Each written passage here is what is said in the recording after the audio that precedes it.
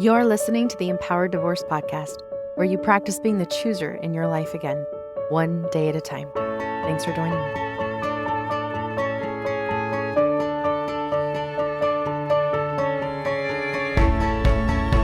Hello, my amazing, beautiful listeners. Welcome. Thank you for joining me today. I am airing our January Q&A. Well, a portion of it. Before we get started with that, I just wanted to invite everyone again to leave a review, like, follow, all the fun things with this podcast so that we can make it grow and expand and reach more and more women. I'm really looking forward to this year with the podcast. I have several guests that will be joining me. My goal is to have one guest every month. I hope you continue to stay tuned, and I hope you continue to stay in tune with your body. All right, here's the Q&A for January. All right. Hello, everyone. Happy New Year. Is everyone still a little from the holidays? Yeah. Yeah, this week has been a lot for my clients. Like just trying to process everything that's happened the last couple weeks. So totally going to make space for a lot of dysregulated nervous systems here. But as people are popping in and as you sit here, because you made a choice to hop on, to take some time. So while you've got this time with me, take a moment and just start breathing and noticing your breath. And noticing the different women in the room. You're not alone. That every one of you on here is going through something hard that has some similarity. Not all the same, right? But everyone has a lot in common here. So just taking that time to notice as every woman pops on, you're not alone in this moment. I'm going to just jump right into what I wanted to share today. I wanted to share four things with you that can be helpful right now to get yourself back on track, so to speak. I think I mentioned this in my podcast just not too long ago, but just so many people talking about change and people setting intentions and making big decisions and trying to hit that reset button with the month of January. It's also January it's called divorce month. It's the highest month for divorce filings. And interestingly enough, it's also the highest month for dating app registrations as well. So I always find that stat really funny. But it's a big month. It's a big month for big changes. Change is that buzzword for the month too. You might be feeling some of that, wanting to change, whether it's change in the relationship, change in the divorce process, change personally, change in yourself. Even if nothing outwardly right now is changing, that internal pressure is talking about to change might be coming up. I want to talk about that, the change within you, and 4 things that you can maybe practice or notice. When I think about reconnecting back to yourself, the first one is that I want to offer is that self-compassion. Remember, compassion is one of your core characteristics of the higher self, meaning you already have this as part of you. And that's like all of those 8 C's. If you don't know what I'm talking about, I think I did an episode on it, but just Google 8 C's of the higher self or 8 C's of IFS. Comes from the modality internal family systems. I really love this because it's all of those characteristics and then the 5 P's are part of like you. Courage, curiosity, creativity. I like this because sometimes we approach healing like, I got to go get that. Like one more thing we have to go get, seek, and bring in. The reframe here with compassion is, oh, you already have that ability in. So it's sometimes just reminding yourself, oh yeah, that's already accessible to me, Diane, and that's already there to access, something to choose. And so after going through betrayal, divorce, we often become our absolute worst critics through this process, through the healing, through the whole experience. And questions start looping. How did I not see it? Why Did I stay so long? Why am I still impacted, affected? Like all of those looping type thoughts. So, first, self compassion isn't minimizing what happened or letting those things go too quickly, but understanding that your responses, however that was or that landed, made sense at the time, and replacing that self blame with self validation, acceptance, and curiosity. So when compassion shows up, your nervous system starts to exhale, starts to come back online, which is why it's so important to practice accessing self-compassion. So that would be number one is how can I access and choose more self-compassion? And then the second one is self-regulation. So right now, self-regulation might actually look like untangling the unhealthy co-regulation with your soon to be ex or ex. When we have co-regulated with chaos, we need to break those ropes, that analogy I use of dropping the rope and figuring out how to not be impacted so much by that past chaotic co-regulation and start finding more safe, healthy people to regulate with your system.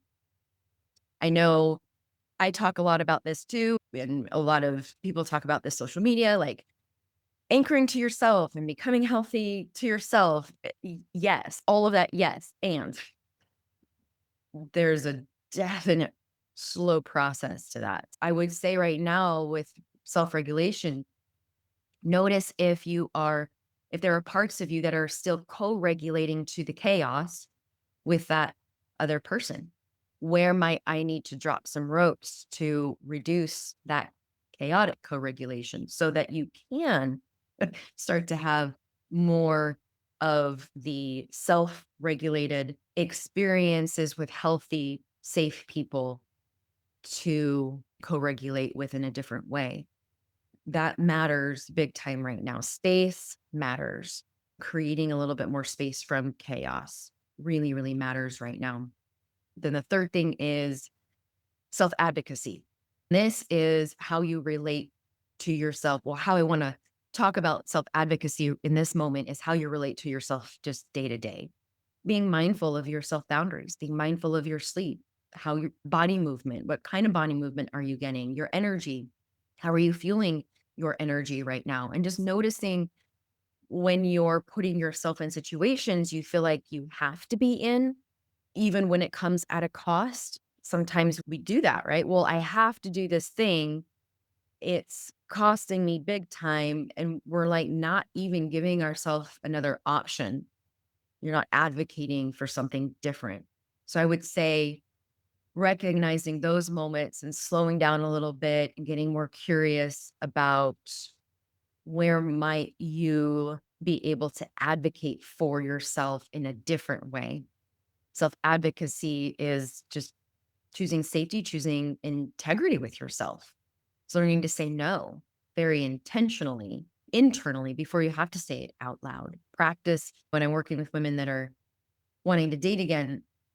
That's the first thing I say we have to practice is practice saying no, because sometimes a lot of us out of survival have had to say yes, and it's so habitual. So practice saying no even to yourself in little ways. For example, for me, one of the biggest shifts was holding a boundary for myself around bedtime, practicing to say no to myself when a part of me wanted to stay up and watch Netflix all night. And a part of me, it felt good. Like I just been working all day as a single mom, working all day, like super stressed. It felt in one way good to give myself permission to just like binge out on TV shows when the kids went to bed before I had to start that day all over again, right? I could totally see how I could justify that, feel good about it. I also know I need sleep, and that is really, really important for me in my health and how I show up the next day.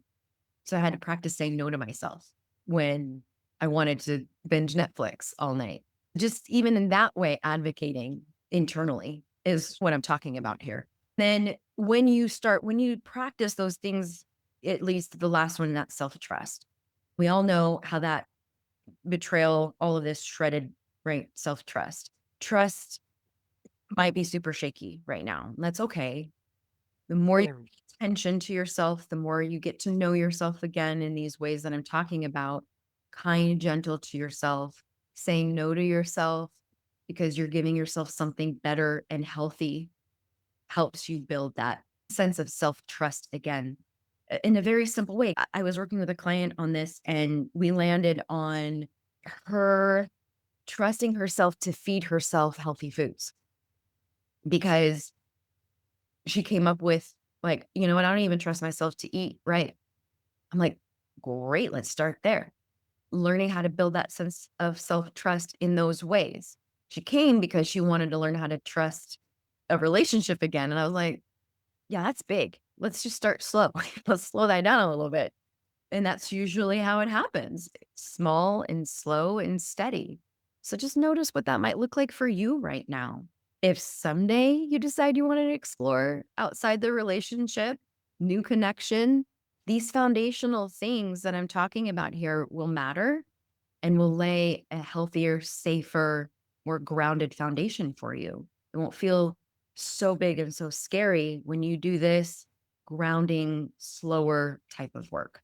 Couple questions, if you want to write them down to ask yourself, if you want to dig in a little bit deeper, is just as you're sitting here right now and listening to me talk about these things, which one of those feels like it needs the most attention or care from you right now? Is it the compassion? Is it the self-regulation, self-advocacy, or self-trust? Which one m- resonates with you a little bit more, or maybe feel like it has a little bit more emotion attached to it? Listen to your body for a moment. Which one of those feels depleted right now more than the others? Just take a moment to write that down. Where have you been asking yourself to push when you might need a little bit more support? So, just a couple things to think about, notice. Just like the message I gave in the podcast a couple weeks ago, being mindful right now with this month and so many messages of be different and change and New Year's resolution. Let's just slow it a little bit. Let's make it more applicable to you all you're going through right now. I'm going to pause because I had someone in our group ask a question, and of course, to protect anonymity, I'm just going to repeat her question. It was such a good one and worth repeating because I would imagine many of you listening that didn't attend might be thinking and wondering the same things. So the question was, okay, so how do you balance that between number 1 and number 3? How do you balance the self-compassion versus the self-advocacy? Because I want to do everything that you're saying there about sleep versus TV, working out and going to the gym versus sitting here and doing TV, and how much of that is, I just need a break, and self-compassion. That's what I'm trying to find the balance on between 1 and 3. Again, such a good question. If I'm hearing you correctly, first of all, self-compassion is in all of it. Even when you end up doing the binging TV instead of going to the gym and you maybe realize later, gym might have been what I actually needed. Self-compassion stays, it never leaves because we don't ever want to get, and this is where anytime I give things to look at or like a checklist type thing, notice how quickly a lot of our brains do the perfectionism, the right, make it like a right, wrong, good, bad thing. This is a perfect example of how quickly our brains can do that with what I just offered. Self compassion never leaves, it stays. Even when we quote, get it wrong, right? It's the, oh, I realize, mm, yeah, that really was probably what my body needed. And then the next time, let's say the next night, same situation, your brain is going to offer the same scenario. You now advocate for the part that knows what it really needs to get the body moving. and bring compassion into that. I can see why this other part wants to, quote, get a break. What if moving our body is the break that we need right now? See how we can very compassionately navigate even that decision. A lot of times, it's not until we get it wrong, most of the time, that we can go, oh, okay, now I can see what the quote, right, needful thing is. Great comment. That's the portion of the Q&A that I'm going to share with you all today. The rest of the conversation was so good. Such great questions. Just wanting to protect that conversation a little bit. If you've registered for that Q&A and haven't yet show up, you are missing out. Some incredible women, incredible questions, and such a great space to be in. I always feel so honored to sit in the presence of all of you who show up. As I wrap up today, just want to remind everybody that healing is not about how quickly you move on. It really is around gently learning to stay with yourself when things are still really, really tender. If you're feeling rushed or pressured to be different or decide something really, really big or heal already, just remember that this work is not about forcing change and really learning how to be in a relationship with yourself again in a way that feels safer and steadier and way more honest, in line with you, your values. Stay slow and remember you are the chooser in your life and that you get to create this day, this month, and this year the way that you want because you can. Take care, everybody.